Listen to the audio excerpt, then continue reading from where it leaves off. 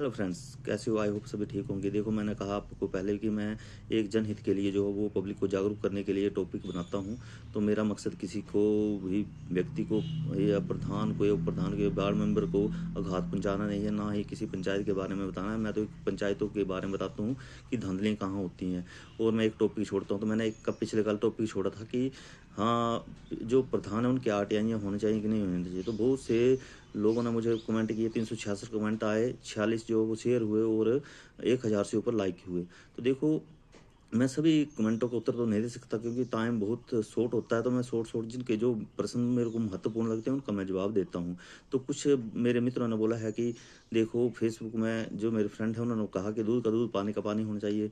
सभी ने बहुत से कमेंट हैं, हाँ होनी चाहिए होनी चाहिए। तो कुछ एक क्वेश्चन आए हैं जिन क्वांटम क्वेश्चन किए हैं जो मुझको लगता है कि वो जवाबदायी हैं, तो मैं उनका जवाब दे रहा हूँ। वंदना जी हैं जो बोल रहे हैं कि पिछली पंचायतों का क्यों बोलते, उससे पिछली पंचायतों का भी आरटीआई होना चाहिए। बिल्कुल सही कहा वंदना जी आपने, हाँ होनी चाहिए। क्योंकि देखो, पिछली आरटीआई तभी होगी, देखो जब नए प्रतिनिधि प्रधान आते हैं, जब वो चुनाव लड़ते हैं और पब्लिक उनको प्रधान या कोई भी मेंबर बनाती है, तो उनका दायित्व होता है कि जब वो अपने कार्यकाल शुरू करें तो उसका पिछली का जो वो कार्यकाल लेने से पहले पिछली जांच करें कि हाँ ये काम धरातल में हुए हैं कि नहीं हुए हैं। ये तो वंदना जी उनका कार्य है। जो नई पंचायत आती है वो पिछले प्रधानों की देख सकते हैं, इंक्वायरियाँ ले सकते हैं और उसके बाद अपना जो है वो चार्ज जो है वो पिछला चार्ज क्लोज करके अपना चार्ज शुरू करें। और संदीप जी बोल रहे हैं कि बार बार होनी चाहिए, और कमल सिंह जी हैं ये भी बोलते हैं कि हाँ हर 5 साल के बाद।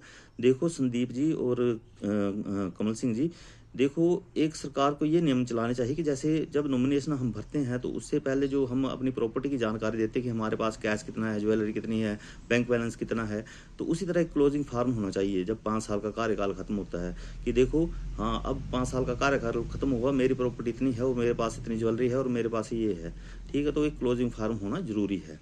और श्रेष्ठ सोनू जी बोलते हैं कि जो कार्य जो पूर्ण नहीं हो पाए, जिन किसी कार्य में केवल पैसा ही बर्बाद हुआ है, जनता के पैसे हैं, जनता हित में ही लगने चाहिए। देखो सुरेश सोनू जी, देखो जो व्यर्थ पैसा लगाते हैं प्रधान, वो उनको तो पहले ये देखना चाहिए कि हम कार्य कहाँ से शुरू करें या कौन सा कार्य हम इसमें हम पैसा लगा रहे हैं तो पता नहीं पब्लिक काम करने, पहले सभी की एनओसी लेनी चाहिए, उसके बाद जो कार्य करना चाहिए। आपका कहना बिल्कुल ठीक है, हाँ उन कार्यों की भी जांच होनी चाहिए। और अंजू धीमान जी बोल रहे हैं ये हर नागरिक का अधिकार है। बोलते मेरे कार्यकाल में तो बोलते इंक्वायरियाँ हुई, क्योंकि जो बोलते सेवा भाव से बोलते फील्ड में काम करते हैं उनकी इंक्वायरियाँ होती हैं और जो करप्ट है उनकी नहीं होती। देखो मंजू धीमान जी, आपने बहुत अच्छी बात कही। देखो जब करप्ट आते हैं तो उसमें तो एक विपक्ष के रूप में बैठना चाहिए। जैसे कोई करप्ट प्रधान आता है तो उसके विपक्ष में कुछ व्यक्ति जो गांव के बैठने चाहिए, उनसे पूछना चाहिए कि कितने पैसे आए कितने नहीं। तो इसके बारे में जो मंजू जी एक विपक्ष होना जो जरूरी है। जैसे कांग्रेस पक्ष में हो तो और विपक्ष में बीजेपी बैठी है तो देखो कितने काम होते हैं। उसी तरह पंचायतों में भी पक्ष और विपक्ष में बैठना चाहिए।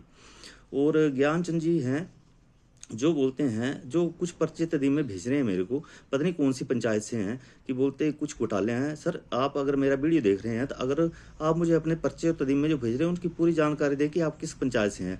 और सरकार से निवेदन है कि अगर ये किसी बात की जानकारी दे रहे हैं तो कृपया करके सरकार को इनकी जानकारी को उसके बीच इंटरफेरेंस करना चाहिए कि हाँ देखो ये जो पर्चे तदीम में भेज रहे हैं तो क्या भेज रहे हैं।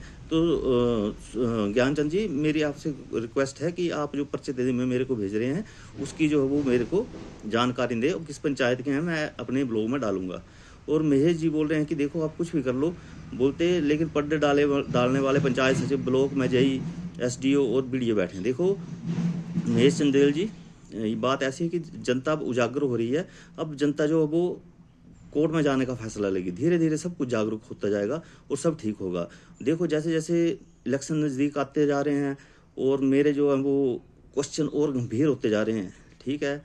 और जैसे जैसे इलेक्शन और आएंगे तो मैं उतने ही मेरे जो पोस्ट हैं वो गंभीर हो जाएंगी।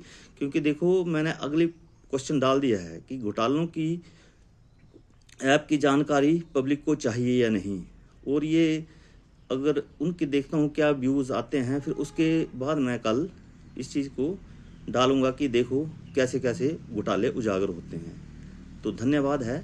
मैं किसी के हित के बारे में नहीं कह रहा हूँ, मैं एक जनता को जागरूक कर रहा हूँ। तो मेरा जनता से निवेदन है कि जागरूक हो जाओ, और जिन्होंने मेरे को प्रश्न किए हैं मैंने उनको उत्तर दे दिए हैं। अगर उनको कोई मेरा क्वेश्चन में आंसर जो गलत लगे तो मुझे माफ़ कर देना। धन्यवाद।